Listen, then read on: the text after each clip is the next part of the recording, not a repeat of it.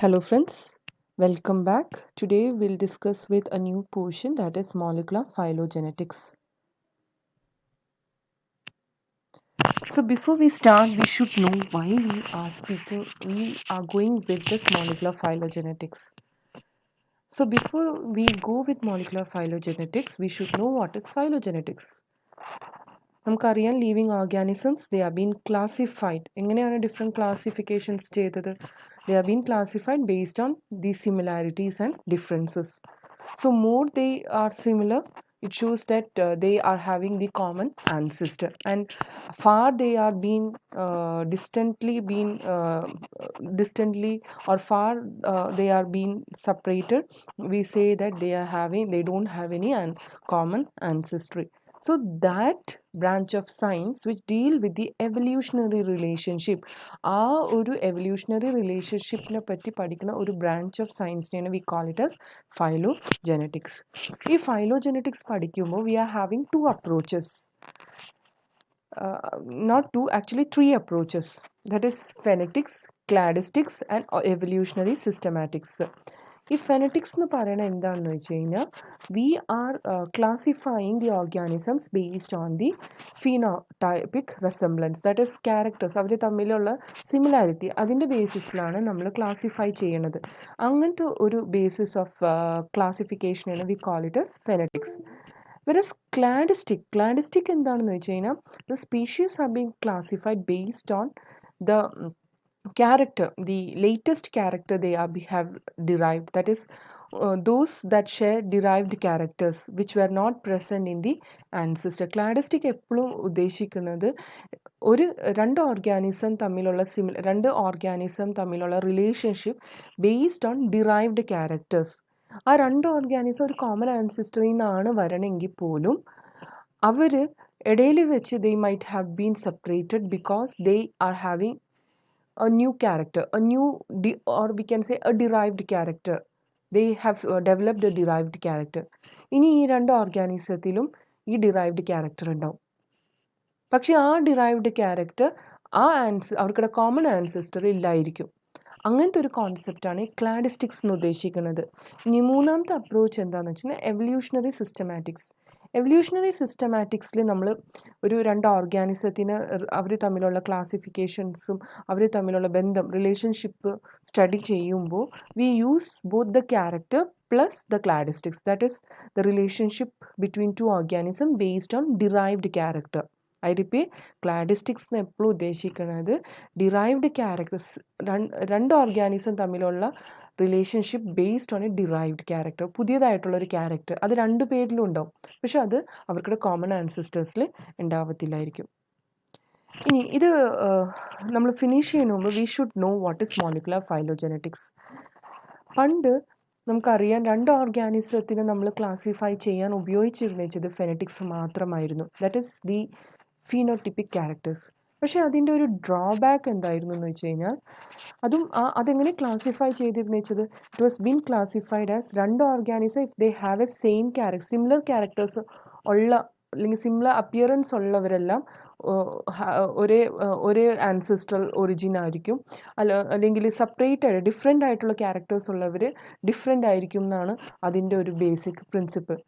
പക്ഷേ ഇത് further studies ചെയ്തപ്പോഴേക്ക് ഇറ്റ് വാസ് ഫൗണ്ട് ദാറ്റ് ഇങ്ങനെ നോക്കിക്കഴിഞ്ഞാൽ കുറേ ബയാസ്ഡ് വരാൻ സാധ്യതയുണ്ട്. എന്താണ് ഈ ബയാസ് എന്ന് ഉദ്ദേശിക്കാൻ കാര്യം, ഈ ചില ക്ലോസ്ലി റിലേറ്റഡ് ഓർഗാനിസംസിനെ എടുത്ത് നോക്കിക്കഴിഞ്ഞ് കഴിഞ്ഞാൽ അവരെ ഫെർദർ സ്റ്റഡി ചെയ്തപ്പോഴേക്കും ദേ വെ ഫാർ ഡിഫറെൻറ്റ്.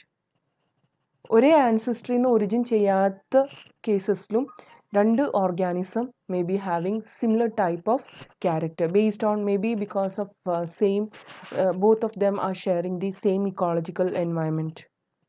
അതേസമയം തന്നെ വേറൊരു രീതിയിൽ കാണാം, രണ്ട് ഓർഗാനിസം ഞാൻ നോക്കിയപ്പോഴേക്കും രണ്ട് പേർക്കും ഒരേപോലത്തെ ഒട്ടും സിമിലാരിറ്റി ഇല്ല. പക്ഷേ ഫെർദർ സ്റ്റഡി ചെയ്തപ്പോഴേക്കും ഐ അണ്ടർസ്റ്റുഡ് ദാറ്റ് രണ്ടുപേർക്കും ഒരേ ആൻസിസ്റ്റർ തന്നെയാണ്. സോ ഇതൊന്നും നമുക്ക് ഫെനറ്റിക്സ് മാത്രം വെച്ചിട്ട് ക്ലാസിഫൈ ചെയ്താൽ പറ്റത്തില്ല. അപ്പോൾ അതിന് എന്ത് വേണം, we have to go for molecular phylogenetics. Molecular phylogenetics വരുമ്പോൾ മോളിക്കുലർ ലെവലിൽ ദാറ്റ് ഈസ് സീക്വൻസ് ലെവലിലായിരിക്കും നമ്മൾ സിമിലാരിറ്റി നോക്കണം. It's not based on the appearance. അപ്പോൾ മോളിക്കുലർ ലെവൽ എന്ന് പറയുമ്പോഴേക്കും we are speaking about the nucleotide sequence RNA DNA and also the protein sequence amino acid sequence. ഇതിൻ്റെ principle എന്താണ്? Molecular ഫൈലോജനറ്റിക്സിൻ്റെ principle എന്താണെന്ന് വെച്ച് കഴിഞ്ഞാൽ they say that similar organism may be having almost similar sequences and farly related will have a different or highly separated type of sequences. ആ ഒരു ബേസിസിലാണ് ഈ molecular phylogeny came into existence for deriving the evolution of organisms. ഇതിൻ്റെ best example ഈ molecular phylogeny വന്നു കഴിഞ്ഞപ്പോഴേക്കും നമുക്ക് മനസ്സിലായ രണ്ട് very important factor was one thing was the molecular phylogeny analysis was revealed that the closest relative of the whales, can you imagine? Blue whale is the ungulates. Ungulates എന്ന് പറയുമ്പോൾ ഏതൊക്കെ group organism വരും? Pigs, antelopes. So have you ever thought ഈ രണ്ട് ഓർഗാനിസത്തിൽ ഒരു തരത്തിലും similarity ഉള്ള characters അല്ല. പക്ഷേ മോളിക്കുലർ ഫൈലോജനി ചെയ്തപ്പോഴാണ് I got an understanding than അവർ രണ്ടുപേർക്കും they had a same ancestor or they are very much closely related. So അത് നമുക്ക് ക്യാരക്ടേഴ്സ് ഫിനോട്ടിപ്പിക് ക്യാരക്ടേഴ്സ് വെച്ച് മാത്രം പഠിക്കാൻ മനസ്സിലാവാത്തൊരു കോൺസെപ്റ്റാണ്. ഇനി സെക്കൻഡ് നമുക്കൊരു എവിഡൻസ് കിട്ടിയത് എന്താണെന്ന് വെച്ച് കഴിഞ്ഞാൽ it was seen that the evolution of certain organelles like the mitochondria അല്ലെങ്കിൽ ക്ലോറോപ്ലാസ്റ്റ്, ഇതിൻ്റെ എവല്യൂഷൻ ഒരു സിംബയോട്ടിക് ഒറിജിൻ ആണെന്ന് മനസ്സിലാക്കാൻ നമുക്ക് സാധിച്ചു. അത് ഏതിൻ്റെ ബേസിസിലാണെന്ന് വെച്ചാൽ it was based on molecular phylogeny. And this supports the endosymbiotic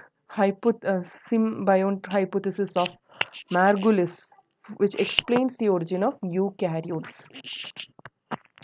ഇനി നെക്സ്റ്റ് നമുക്ക് ഇതിൽ പഠിക്കേണ്ടത് മനസ്സിലാക്കേണ്ടത് എന്താണെന്ന് വെച്ച് കഴിഞ്ഞാൽ certain terminologies like homologs, orthologs, paralogs. So we'll start with homologs. Homologs എന്ന് പറയുമ്പോൾ these are sequences which are related to the second sequence by descent. അത് ഇവോൾവ് ചെയ്ത് വരുമ്പോൾ ഒരു സീക്വൻസ് മറ്റേ സീക്വൻസിൽ നിന്ന് ഇവോൾവ് ചെയ്ത് വരുമ്പോൾ ഒരു കോമൺ ആൻസിസ്റ്ററിൽ നിന്ന് ഇവോൾവ് ചെയ്ത് വരുമ്പോൾ അവർ തമ്മിലുള്ള സിമിലാരിറ്റി, അതിനെയാണ് we call it as homolog. Homolog രണ്ടായിട്ട് ക്ലാസിഫൈ ചെയ്യാം, that is orthologs and paralogs. So what are orthologs? Orthologs are sequences in different species that evolve from a common ancestral sequence but diverged from one another as a result of evolutionary process. അതിൻ്റെ best എക്സാമ്പിളാണ് നമ്മൾ ഏത് ഒരു protein എടുത്തോട്ടെ. For example ഒരു alpha globin gene എടുത്തു കഴിഞ്ഞാൽ human alpha globin ജീനും വേറൊരു റോഡൻ്റ് എടുത്തു മൗസ് ആൽഫ ഗ്ലോബിൻ ജീനിൻ്റെയും ഒരു എവല്യൂഷൻ നമുക്ക് ഈ ഒരു കാറ്റഗറിയിൽ പറയാം ortholog. Ortholog means, I repeat, ortholog means sequences in different species. രണ്ട് ഡിഫറെൻറ്റ് സ്പീഷീസിലുള്ള സീക്വൻസ്, പക്ഷെ ഒരൊറ്റ കോമൺ ആൻസിസ്റ്ററിൽ നിന്നാണ് ഈ രണ്ട് സ്പീഷീസിലുള്ള സീക്വൻസ് ഡെവലപ്പ് ചെയ്തത്. പക്ഷെ ഇപ്പോൾ നോക്കിക്കഴിഞ്ഞാൽ no similarity because they had a evolutionary they diverged to survive in their situation. അതിനെയാണ് we call it as ortholog. ഇനി അടുത്തൊരു കാറ്റഗറിയാണ് പാരലോഗ്. Paralog, we always speak about the sequences of the same organisms produced by duplication within a genome. That is, the best example is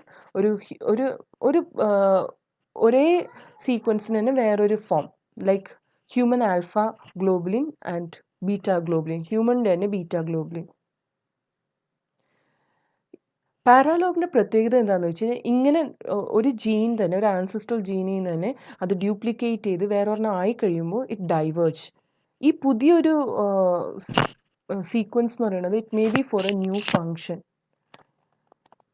even if they are related to each other, മറ്റേ ഒറിജിനലായിട്ട് ഭയങ്കരമായിട്ട് relation ഉണ്ടെങ്കിലും they may be having a different function. So, among homologous sequences, it is useful to distinguish whether they are orthologs, whether they are paralog. Orthologs, I repeat, it is the sequences with the same ancestor which have same function in different species. Next one is paralog, which are sequences evolved from an ancestral sequence in the same species with different function. Almost related, but a little bit related functions. Now we have to see that phylogenetic analysis, they help us to understand the evolutionary relationship among two different species, and it is being done in two steps, or done by two categories, we can say. First one is character analysis and second one is phylogenetic inference. Character analysis nu uddeshikkunna different taxonomy units are characterized based on the similarity or difference of a character. ഇനി phylogenetic influence അല്ലെങ്കിൽ tree building ഉദ്ദേശിക്കുന്നത് ഒരു visual ഫോമിൽ, in a tabular ഫോമിൽ, if we represent the relationship, അതിനെയാണ് we call it as phylogenetic influence or tree building. And here we can see that there are so many points coming under this phylogenetic tree, like the nodes, the branches. And it is said that ഒരു phylogenic tree എടുത്തു കഴിഞ്ഞാൽ normally basic ആയിട്ട് ഇതിൽ കാണുന്നത് രണ്ട് nodes ആണെന്നാണ് പറയണത്. One is ancestral node, അതിന് വേറൊരു പേരും കൂടി ഇട്ട് പറയാം, റൂട്ട് എന്നും നമുക്ക് വിളിക്കാം. ഇതാണ് ആ ഒരു ട്രീ, ഒരു എവല്യൂഷൻ സ്റ്റാർട്ട് ചെയ്യുന്ന ആ starting point. The ultimate ancestor എന്നൊക്കെ പറയുന്നത് ഈ ancestral നോഡായിരിക്കും. And this are linked to another nodes which we call the second type of node, that is internal nodes. നമുക്ക് അത് picture കാണുമ്പോൾ it will be clear. Internal node shows the divergence point of the root. ഒരു റൂട്ടിൽ നിന്ന് evolve ആയി കഴിഞ്ഞ് പിന്നെയും എത്തിയ ഒരു പോയിന്റ്, പിന്നെ based on the other characters it might have diversed again. ആ ഒരു പോയിന്റിനാണ് ഇന്റേണൽ നോഡ്സ് എന്ന് പറയുന്നത്. ഈ internal nodes lead to the ഒരു ഓർഗാനിസം അല്ലെങ്കിൽ ഒരു ടിപ്പ് അല്ലെങ്കിൽ ടെർമിനൽ നോഡ് എന്നൊക്കെ പറയാം. ആൻഡ് ഈ ആൻസിസ്ട്രൽ നോഡ് ആയിക്കോട്ടെ, അത് ഡയറക്റ്റ്ലി ഒരു ടെർമിനൽ നോഡിലേക്ക് എത്താം, അല്ലെങ്കിൽ ഇന്റേണൽ നോഡ്സിൽ എത്തി ഇന്റേണൽ നോഡ്സ് പിന്നെ ഡൈവേർജ് ആയിട്ടായിരിക്കും ടെർമിനൽ നോഡ്സിലോട്ട് എത്തുന്നത്. ലൈക്ക് ഫോർ എക്സാമ്പിൾ, ഇതിലൊരു എക്സാമ്പിൾ അതൊന്ന് എക്സ്പ്ലെയിൻ ചെയ്തിട്ട് ഐ വിൽ ജസ്റ്റ് മൂവ്. ഇതിൽ Z I can take it as the root, whereas A, B and E I can call it as the internal nodes, whereas C, D, F, G I can call it as the terminal nodes. So basically രണ്ടെണ്ണേ ഉള്ളൂ, that is root and another one is internal node. And C, D, F, G represents the terminal points. Before we further move on, we should know the two types of phylogenetic tree. One is rooted tree, another one is unrooted tree. The first one shows the rooted tree and second one shows the unrooted tree. Rooted tree represents a common ancestor, that is Z. From a single ancestor all the members have been evolved. Whereas in unrooted one, there is no common ancestors to be identified.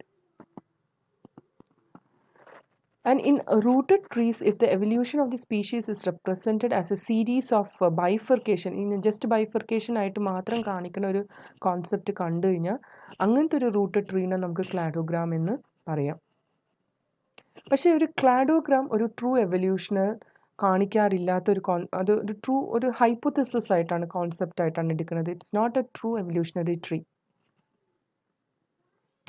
And ഇതേ cladogram തന്നെ ഒരു branch, ഇപ്പോൾ ഇതിൻ്റെ ഇടയിലുള്ള ഈ ഒരു ലൈനിനെയാണ് നമ്മൾ branch എന്ന് പറയുന്നത്. ഈ ബ്രാഞ്ച് ലെങ്ത്തിൻ്റെ ബേസിസിലാണ് നമ്മൾ കൺസ്ട്രക്റ്റ് ചെയ്യണമെങ്കിൽ we call it as phylogram. This trees, they shows the evolution and the rate of evolution. So that's all. Okay, before we finish, we'll just speak about the advantages of molecular phylogeny. We know that it helps in discovering the evolutionary relationship between two organisms, to identify the position. അതേപോലെ തന്നെ different സ്പീഷീസിൽ different ഓർഗാനിസത്തിൽ കാണുന്ന same ആയിട്ടുള്ള sequence identify ചെയ്യാൻ, ancestral study ചെയ്യാൻ help ചെയ്യും. Phylogenetic relationship between the genes help us to predict the genes having equivalent same ഫംഗ്ഷനുള്ള ജീൻസിനെ identify ചെയ്യാൻ ഹെൽപ്പ് ചെയ്യും.